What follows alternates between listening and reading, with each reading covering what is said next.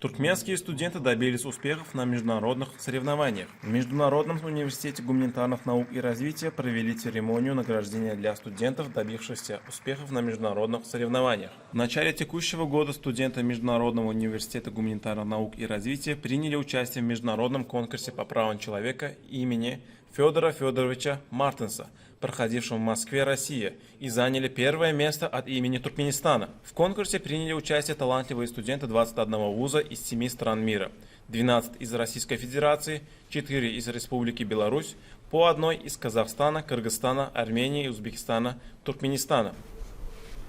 Об успешности выступлений наших студентов-юристов на различных международных конкурсах свидетельствует тот факт, что в 2022 году наш университет вошел в 100 лучших вузов мирового рейтинга юридических вузов и занял 96-е место по версии НИКа. Международный университет гуманитарных наук и развития был открыт 1 сентября 2014 года. В состав университета входят 5 факультетов, одно языковое отделение и 13 кафедр. Факультеты университета включают факультет социальных наук, факультет международного права и международных отношений, факультет международной экономики и менеджмента, факультет информационных технологий, программу магистратуры и кафедру лингвистики.